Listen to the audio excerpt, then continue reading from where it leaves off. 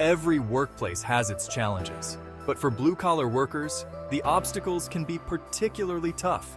Long hours, physically demanding tasks, and often a lack of recognition can make the environment ripe for negativity. However, through my journey, I discovered strategies to combat workplace toxicity and create a happier, more fulfilling work life. This is my story. My story begins in a bustling warehouse, where the hum of machinery was constant, and the camaraderie among workers was palpable. At first, I enjoyed the physicality of the job and the sense of accomplishment at the end of the day. But as time went on, I began to notice the cracks in the seemingly solid foundation of our team. It started with small complaints, gripes about the supervisor, and mutterings about unfair workloads. These grievances, once confined to the break room, began to spill over into the workday, creating an atmosphere heavy with discontent. The negativity was infectious, and I found myself caught in its grip. One day, while unloading a truck with my colleague Mike, I noticed how our conversations always circled back to complaints. "This place is really getting to us, huh?" Mike said, echoing my thoughts. That was the moment I realized something had to change. That weekend, I hit my breaking point. I realized I was part of the problem. I had become a contributor to the toxic environment, indulging in complaints and letting frustration cloud my judgment. It was time for a change, and that change had to begin with me. I spent a weekend reflecting on my role at work and how my actions contributed to the overall atmosphere. I made a commitment to change my mindset and focus on the positive aspects of my job.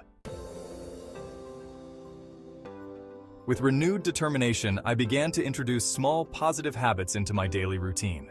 Each morning, I took a few minutes to remind myself of the things I was grateful for: steady work, a reliable paycheck, and a sense of camaraderie among my peers. This shift in perspective helped me start the day on a positive note.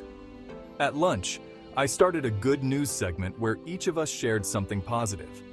One day, Maria shared how her son aced his math test, and the whole table cheered.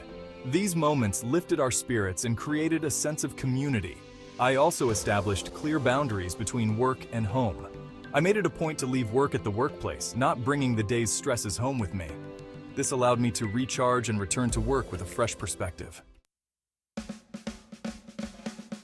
Step 3. Open communication. Recognizing the power of communication, I decided to address the issues head-on. I started with my immediate team, encouraging open and honest discussions. We scheduled regular check-ins where we could voice concerns and brainstorm solutions together. In our team meetings, I introduced a positive moment segment, where we each shared something good that happened during the week. This small change gradually shifted our focus from complaints to achievements. I also approached our supervisor, Jim, with suggestions for improving morale. To my surprise, he was receptive and even implemented a suggestion box for anonymous feedback. Seeing management take action was a huge boost for us. Step 4. Seeking allies and building a support network. Tackling toxicity alone was not feasible, so I sought out allies within the workplace. I connected with colleagues who shared my desire for a more positive work environment. Together, we formed a support network, holding each other accountable and offering encouragement. We also organized informal gatherings outside of work, such as barbecues and weekend outings. These activities helped strengthen our bonds and foster a sense of community. The more we connected on a personal level, the less room there was for negativity to take hold. Step 5. Professional development and mentorship.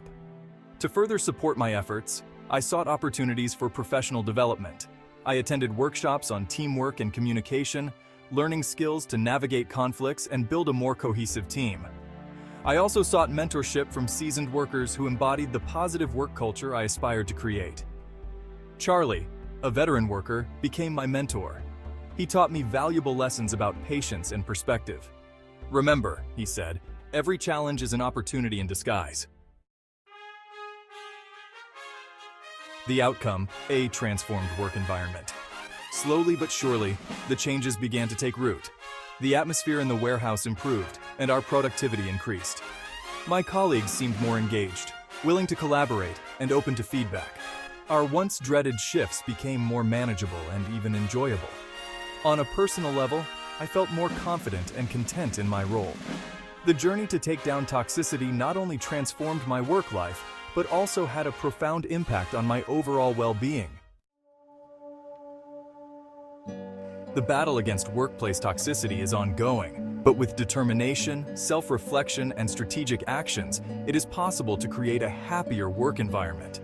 By focusing on positive habits, open communication, and building a support network, we can all contribute to a healthier, more fulfilling work life. The key is to start with ourselves and inspire change from within. If you are in a toxic work environment, take the first step today. Reflect on your actions, seek allies, and build positive habits. Together, we can create a more supportive and positive workplace for everyone. Let's tackle toxicity head-on and make our work lives happier and more productive. And as always, remain motivated.